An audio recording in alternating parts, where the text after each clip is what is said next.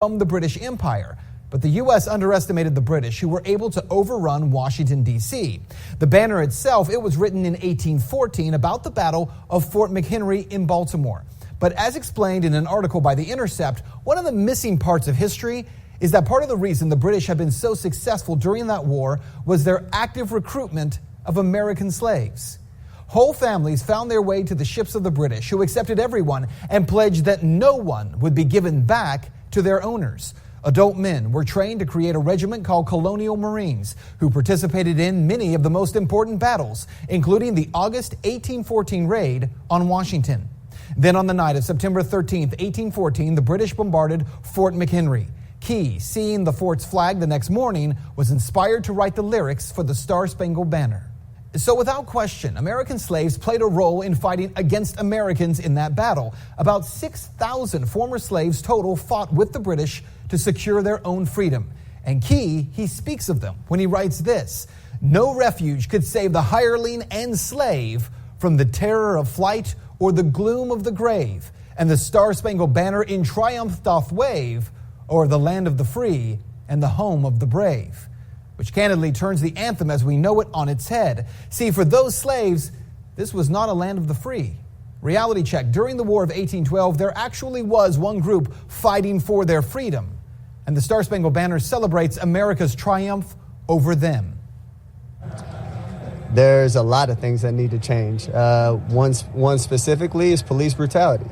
There's people being murdered unjustly and not being held accountable. Cops are getting paid leave for killing people. So what you need to know is that for all the outrage over Colin Kaepernick, let's end here with a question.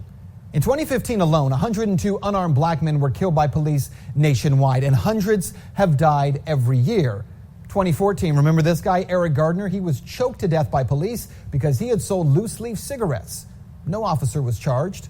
12-year-old Tamir Rice in 2014, he was shot to death within 2 seconds of officers arriving on the scene while holding a toy gun on a playground in Cleveland.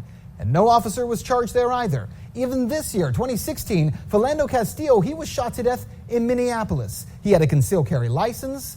He never touched his gun. Yes, he had a gun on him, but he told the officer about it.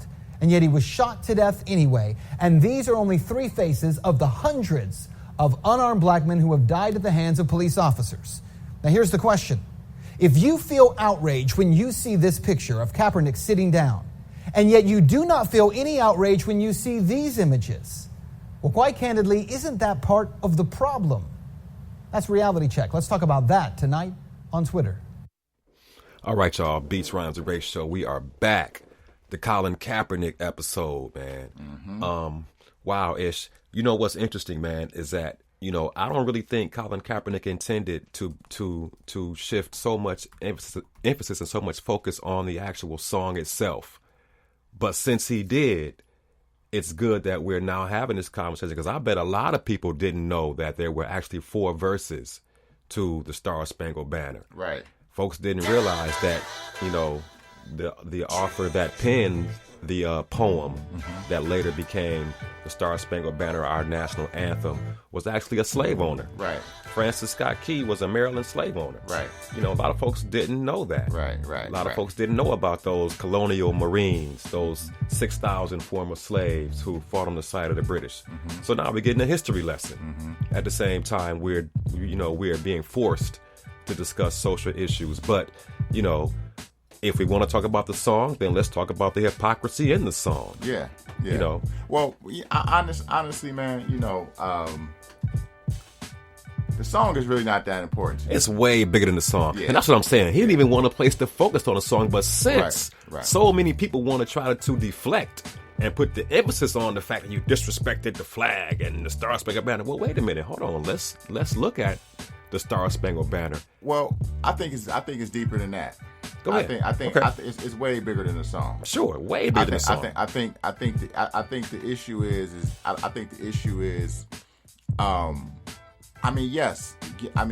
we can look at the song and we can see the hypocrisy in the song, but I think this race conversation, I should say how race conversations unfold in this community, in this country historically, I think is the bigger picture. It's the bigger topic. because one of the reasons why I think we have to look at the tactics of white supremacy when we're talking about real race relations, because typically white supremacy has a intellectual arm as well. You see what I'm saying? And they use the intellectual arm, you know what I'm saying, to, especially when we're talking about race relations. And they tend to want to, those individuals who tend to want to not really open their minds, from a racial standpoint, they tend to kill the messenger instead of focusing on the substance. Exactly. You see what I'm saying? Yeah. Instead of focusing on the symbol, you see what I'm saying, or the message. Right. They'll tend to assassinate the image of the messenger. And as we've had this conversation previously on the Beats, Rhymes, and Race show, how there are a number of different tactics that are used to almost shut down any meaningful discussion on race relations. Right. One of those tactics, and we see this, we're seeing it right now with the fact that, so many people want to deflect the attention away from the true issues and place the attention on something that really, I don't want to say it's meaningless, right? But it is extremely trivial, right? Right. I even heard Donald Trump chime in on Colin Kaepernick, and his quote was, "Maybe he should find a country that works for him." So that's that traditional, love it or leave it, right? Arrogant mentality, right? That right. Instead of focusing on the problem, right? Nothing's wrong. Something's wrong with you. Right. You need to find another country. Another thing is an NFL executive, man, called Colin Kaepernick a traitor. He said, and what's so crazy? Cowardly. Wouldn't even say his name. Yeah. Wouldn't even put his own name out there. But just an NFL executive, whoever you are, we calling you out, coward. Exactly. Yeah. He says that Colin Kaepernick is a traitor, and he would never sign. He said and no one should ever sign Colin Kaepernick to an NFL team. I was just like, oh, come on, man. See, that's the type of things because I think the issue is the reason why so many people mistrust this government, especially black and brown people, is because of things like that. It's because of the fact that when real issues are presented, real issues are, I'm talking about real legitimate issues are put on the table, they're minimized. Yeah. They're minimized in several ways. They're minimized from the standpoint of saying, like, oh, well, like you said, if you don't like America, you can just leave. You see what I'm saying? Or like this country was really built and founded, you see what I'm saying, by that individual or those individuals. You see what I'm saying? Right. Right. America's always been a melting pot. You know what I'm saying? Always been a melting pot. It's more so now, but it's always been a concerted and collective effort in building this country. Yeah. You see what I'm saying? But only those of European descent, you see what I'm saying, typically tend to, want to, take credit for what has been done in this country, man. What's been built in this country. What, man? This whole conversation, it sparked me to do some research on the author of the Pledge of Allegiance. Break it down. His name was Francis Bellamy. Okay. And he was a member of what was called the Nationalist Society here in America. And he also had a magazine that he was the editor of, and the magazine was called The Illustrated American. And I want to read a couple of quotes from an article that he wrote in the year 1897 from his magazine. Now, mind you, this is the gentleman that authored the Pledge of Allegiance. Okay, he said, a democracy like ours cannot afford to throw itself open to the world. Now, this is 1897, where every man is a lawmaker, every dull-witted or fanatical immigrant admitted to our citizenship is a bane to the Commonwealth, where all classes of society merge insensibly into one another. Every alien immigrant of inferior race may bring corruption to the stock. there are other races such as Irish, Jews, Italians, Latinos, which we cannot assimilate without a lowering of our racial standard. Now, that's the author of the Star Spangled Banner. He sounds eerily like Donald Trump. Yeah, he does. What's his name again? His name is Francis Bellamy. Okay. Francis Bellamy, yeah, and the magazine was called The Illustrated American. So, really what he was talking about was anti-immigration against those individuals from like Eastern and Southern Europe, Roman Catholics and the Jews. Right. So, we uncover more hypocrisy. Right. So let's put that in perspective, Don Juan. Mm-hmm. So we're talking about other Europeans that look. I mean that, and of course we know that some Europeans typically aren't Anglo looking. Right. You see what I'm saying? But a lot of them are Anglo looking. Mm-hmm. So even those individuals, he's saying like, we can't even, we can't even assimilate them without a lowering of our racial standard. Oh, that's crazy, man. So we know what happened when the black and brown faces started. Exactly. But how ironic is it that in 2016 we have a candidate that is pledging to build a wall? You know what I mean? But I don't know. I look at that whole wall thing, man. That's symbolism to me. It is. It's symbolism. But now, the concept, the concept is real though, because now he's talking about building a real physical wall, right? But there's also some social symbolism that goes in there. He's trying to create some social walls as well. Exactly.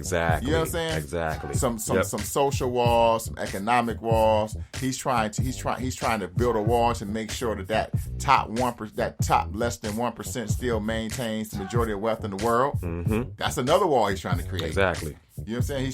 He's trying to create a wall, amongst the races that's already in this country, and he's trying to build a real physical wall along the border. Yeah. You know what I'm saying? To keep our Chicano brothers and sisters out of this country. You know what I'm saying? Period. Mm-hmm. So, Ish, let me ask you this, man: Were you surprised at any reaction that you saw or heard from Colin Kaepernick opening up Pandora's box? Did anything just catch you off guard and surprise you or shock you? Yeah, just the reactions. Okay. I can't really. You can't really pinpoint one. I can't really say one particular thing. Okay. It's just been a series of things. It's just the fact. It's just the fact that we know police brutality has been going on since slavery. Because when you look at the history of the police in this country, the history of the police goes all the way back to the overseer. Sure. On horses on the plantation. You get officer from overseer. Yeah, that's where the concept of officer came from. That's where basically the relationship between the police and black people, that's where it stemmed from. It was always the policeman was always, people say to protect and serve, but not for black and brown people. Sure. Police were created to protect and serve white interests. And now even so in present day, we live in a class rich society too. And the fact, and I still say this: one of the reasons why we can't get race right in this country is because we refuse to acknowledge class. I say that all the time. Yeah, I agree. So nowadays the police function has expanded. To protect those from to protect the things of those who have from those who have not. You see what I'm saying? Yeah. It's to keep that demarcation between those two segments of society. That's classism. Yes. So it's just the reactions, man, Don Juan, in 2016, just to see the old guard, chime in. Right. Still trying to maintain that dinosaur mentality. Yeah. Something that struck a chord with me was the former NFL player and now commentator Rodney Harrison. And his reaction, his initial reaction to Colin Kaepernick, and he said, and I'm a paraphrase, I don't have his quote in front of me, but he made mention of the fact that, well, he's not even black, right? So how can he, speak on issues that he can't relate to. Right. And I thought about that for a second. First of all, he's wrong, number one. But I thought about it.